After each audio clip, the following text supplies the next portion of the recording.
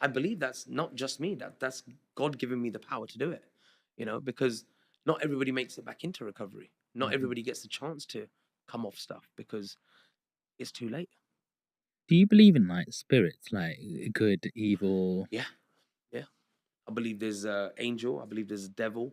I believe there's good spirits. There's bad spirits. I believe all of that stuff, man. Any Like, experiences yourself?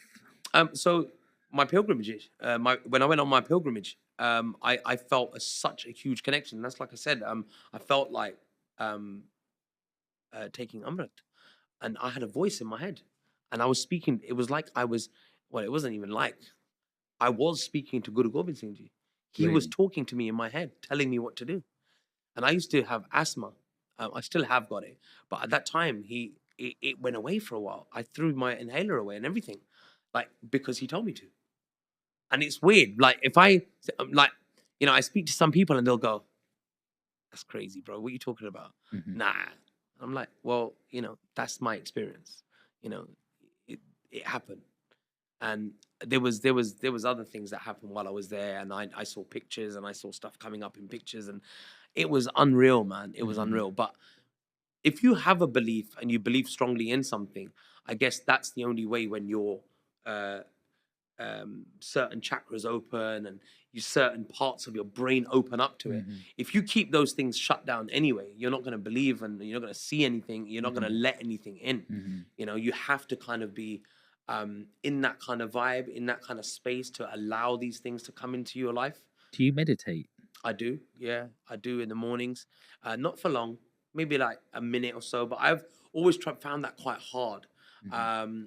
to kind of sit. Well, so from 3 years ago, when I used to party, I used to find it very hard to sit in my own space. Mm. Right, I couldn't sit still. Mhm. Like I'd go away for a gig, and I'd be at a hotel, and I'd find somewhere to go after the gig, even if it's 1 o'clock in the morning, because I just can't sit still. Mhm. Now it's not like that. Now I'm content in my own company, and I'm content in my own space, Mhm. so I can sit back and just chill and be in a room with myself, Mhm. order some room service, watch a bit of telly, and go to sleep. I'm okay Mhm. with that now, but Mhm. I never used to be. You do seem like you're 100 miles per hour sometimes. You're not like Yeah, ADHD or anything like that. I Like, don't know. I mean, it's like that's Yeah, an yeah. ability where the school system says, that's a disability. You have this issue, that problem. But some of the most smartest people Mm. are on the spectrum, but very high functioning. Yeah, yeah. You're very fast. You know what it is? I think it's because of the industry that I'm in as well, because I'm always on my toes. Like now, I've Mm. just done 3 gigs. I was in Mm. Saturday, I flew to Glasgow. Then we Okay. drove to Edinburgh. We did a gig. Sunday morning, flew to Denmark. Went there, did a Wow. gig. This yesterday afternoon, flew back to London. Did a gig last night in Heathrow, and then today got up, showered, got things done, and then I'm here. Yeah. Right. So my life is 100 miles an hour. Wow. So sometimes I have to slow myself down. Mm. How do you balance your personal life at home with wife and kids Yeah. with your job, which is very highly demanded, traveling, Mm, obviously days away? yeah. How do you balance Um, work life balance? it's now become, it's become quite easy to balance now because now I'm sober as well. I don't spend any longer than I need to wherever I go. I'm in and out, back, and when I'm here 100%. Like Hmm. I'm involved, I'm present, and I'm there with my kids to Hmm. do things that people in a 9 to 5 can't do. Hmm. you know so It's true. that's the balance, because they know when, okay, daddy's going now, but he's going for work. Hmm. I'm not going on a jolly for 3 days. You Yeah. know what I mean? I'm Yes. going to make sure that everything's looked after. But when I'm back, guess what? I got a 3-day window Yeah. where I'm switching off and I'm just with my kids. And Hmm. I can drop them off to school. I can pick them up. I can take them to their outside school activities. I Yeah. can spend time with my wife. I can do all of that, Yeah. you know. And then 2 days, I might have to go again, but Hmm. it's cool Hmm. because that's the nature of my business. Absolutely. So we're used to that. Yes.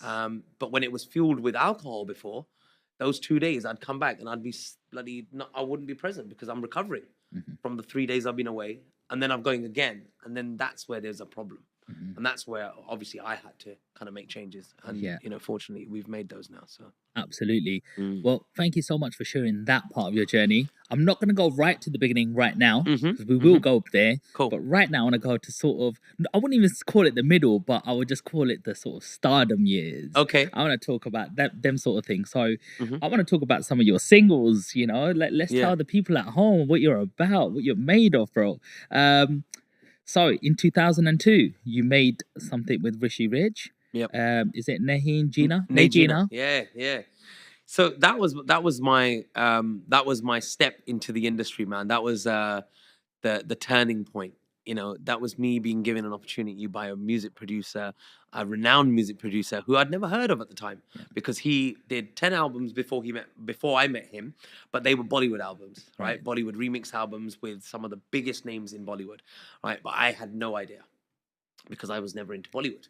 I was a proper Desi Bendu, born here, but loved my roots, Desi roots music from Punjab. Yeah. And that's what I listened to. Kuldeep Manak and Surinder Shindar and people like that. I don't know if you know of them, Come on. they're old school, right? Yes, okay. yes. But not everyone does, right? Yeah, Like yeah. nowadays, like the youngsters now, they're all these Gen Zs. You play a Kuldeep Manak song, they can't even understand what he's talking about. Unless it's right? remixed and upbeated. Absolutely, yeah, absolutely. So, you know, Najina was, I'd been singing probably about 12, 13 years performing before I met Rishi. And I was like 23 at the time I met him, got introduced through a mutual friend, went in the studio, got a meeting with him, and he asked me to sing my favorite song at that time. And even now, it was Put Sardarande by Bulwinder Safari. And I sang about, maybe got to about 40 seconds in the vocal booth. And he was like, all right, cool, that's enough, come. And I was like, oh, damn, he didn't like it, you know? And called me out and he was like, okay. He goes, so, you know what? He goes, I like your vibe, man. He goes, I didn't expect that. I said, what do you mean? He said, like you sang this like really desi song. What did you sing? But Sardana de. Can you give us a little? It's he goes, ਬਹੁਤੇ ਦੁਖੀਓ ਚੱਲਦੇ ਕੌਮ ਬਦਲੇ ਬੰਦੇ ਕੌਮਾਂ ਦੇ ਜਿਹੜੀ ਦਲੇਰ ਹੁੰਦੇ ਕੌਣ ਪੁੱਛਦਾ ਕਾਵਾਂ ਤੇ ਗਿੱਦੜਾਂ ਨੂੰ ਤੇ ਕੈਦ ਪਿੰਜਰੇ ਦੇ ਵਿੱਚ ਸ਼ੇਰ ਹੁੰਦੇ ਹੋ ਰਸਤੇ ਖੁੱਲੇ ਕਰ ਦੂੰ ਸਾਰੀ ਗਲੀ ਬਾਜ਼ਾਰਾਂ ਦੇ ਸ਼ੇਰਾਂ ਵਾਂਗੂ ਘੁੰਮਦੇ ਫਿਰਦੇ ਪੁੱਤ ਸਰਦਾਰਾਂ ਦੇ ਸ਼ੇਰਾਂ ਵਾਂਗੂ ਘੁੰਮਦੇ ਫਿਰਦੇ ਪੁੱਤ ਸਰਦਾਰਾਂ ਦੇ Come on. Thank you. Wicked, that was my favorite song, man. Thank you. Some of that king energy, bro. My voice is a bit mash up at the moment. I've done 3 shows back to back, but that was my favorite song. But I sang that for him and I was like, oh no, he didn't like it. And he was like, no, I like your style. I like your vibe. He goes, but I don't want you to do that vibe. I was like, okay, what do you mean? And I said, but this is what I do. I'm like, I sing like Desi stuff, right? And he's like, nah. He goes, I want you to sing on my album. And I was like, oh, wow, okay.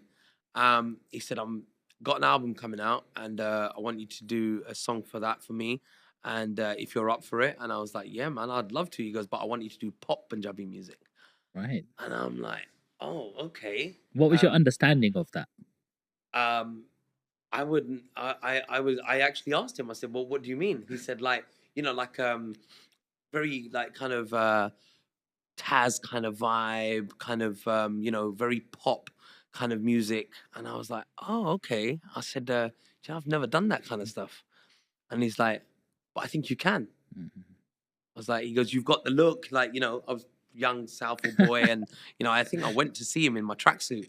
And he was like, yeah. He goes, I like that vibe. And I think you'll be good at pop music rather than that Desi stuff. He goes, and to be fair, if you do Desi stuff, at that time, Desi music was quite big. And he said, everyone's doing Desi stuff, right? All the old singers are like quite big right now. They're big with their whole Desi vibe. He goes, and to get recognized, you got to go against the grain, right? Come with something different, something fresh. And I was like, okay. I said, all right, look, man, look, it's for your album. You know what you're doing. Right, I'm confident. I'm just very grateful that you've asked me to sing on your album. So let's do it. And he's like, all right, cool. He goes, when can you come back? And I think I went to see him on a Sunday. And I said, you tell me. He goes, okay. He goes, come back in on Wednesday. He goes, I'm going to call a writer. He goes, can you write? And I went, nah, I've never written a song in my life. And he went, okay.